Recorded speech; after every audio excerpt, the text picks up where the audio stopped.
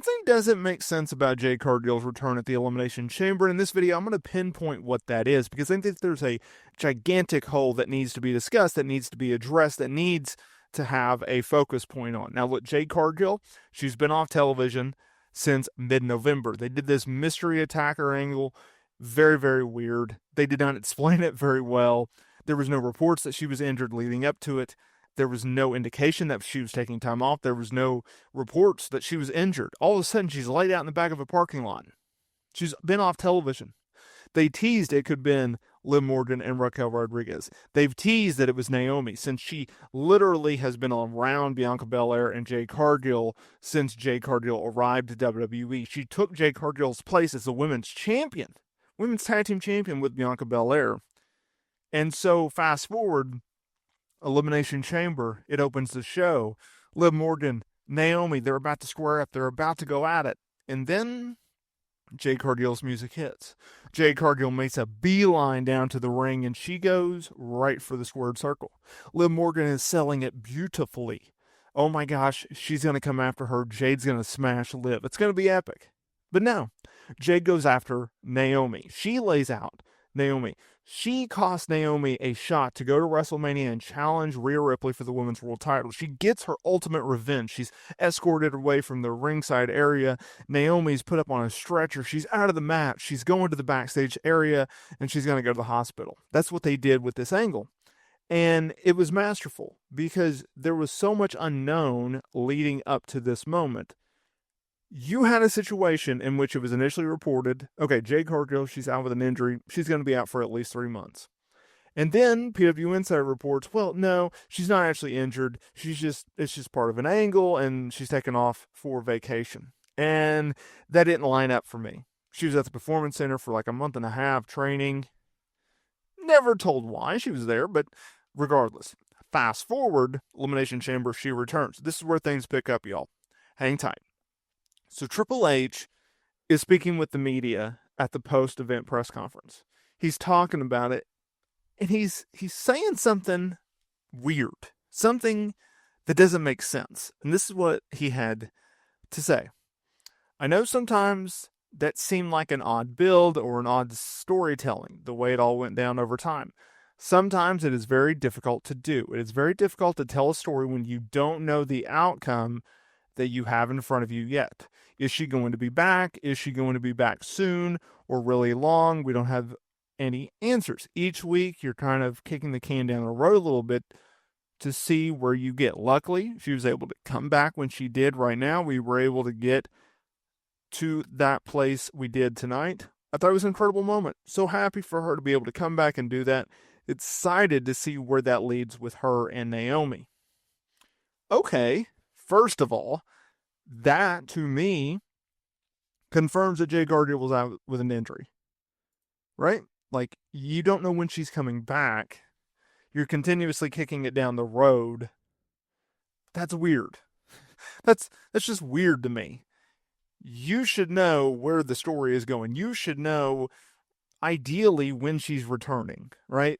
So I don't know what the nature of that injury was, the extent to that injury, what the injury was. Was it medical? Was it an illness? We don't know. Another thing is, why is it that promoters will do whodunit angles, mystery attacker angles, yet not have a conclusion to the story in which they're trying to tell? Because he just told y'all, hey, this was a weird situation. We didn't know where it was going. We didn't have an attacker. And it came up with Naomi because it all makes sense now. And it's like, no, it doesn't make sense now. If you want to tell the story of, okay, Naomi was jealous of Jade Cargill, so she wanted to take Jade Cargill's spot. She wanted to be best friends with Bianca. She wanted to be a women's tag team champion with Bianca. Fine, there's your story. But the wording of that does not make sense to me, right? Because you also have to keep in mind, when they're doing these press events, it's not scripted. It's not in kayfabe. I mean, look at The Rock, right? He breaks kayfabe all the freaking time at these press conferences. What is it? What was it that kept Jade on the sideline, right? Like, what was the nature of it? Why did you not have an end goal? That to me does not make a lot of sense. That to me is a question mark, because I felt like this was a pretty clear slam dunk scenario, and I think we're going to find this out once they do TV on Friday SmackDown. It was very simple. Jade, she was injured. They needed to get her off of television. They had Naomi. It kind of writes itself. Jealousy, envy, wanting to be her, wanting what she had. Naomi did it. And keep in mind that Naomi, since returning at the 2024 Women's Royal Rumble match, she was kind of flat, right? Like, think about it. The last time that she was on WWE television, she was Women's Tag Team Champions with Mercedes Moné, aka Sasha Banks. She goes to TNA, she wins the Knockouts title, and she comes back with a lot of fanfare because she had an epic run in TNA. That was a really good run. She was booked strongly. She was a top star. She was probably doing the best work of her career, at least since maybe 2017, 2016.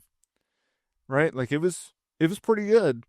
And then all of a sudden, nothing. Significance, I should say. Nothing of significance for Naomi. So now we turn the page. Okay. So now we got, Bianca Belair, Naomi. They are officially split. Bianca Belair will be going to Monday Night Raw. I assume she'll be on there as soon as this week's Monday Night Raw. And then we have Jade Cargill. We still have to hear from Jade Cargill. And then we also have to have the return of Naomi. Then we have to have the explanation and storyline from Naomi. Why did you attack her? How did you attack her? And then we have the match announcement for WrestleMania. We'll figure out whether it's night 1, night 2. Which one you going to do? And then you take it from there. You have Jade Cargill win, or you have Naomi win. Pretty straightforward, right? Obviously, you would think that Jade Cargill would win, but she already did kind of get her comeuppance, her revenge on Naomi. So, hypothetically, you could still have Naomi win. I don't know.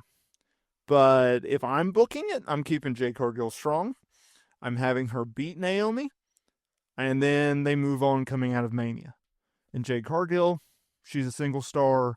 Naomi, she's a single star. And Bianca Belair is probably our new Women's World Champion. That's the way I see things. That's how I see them playing it out.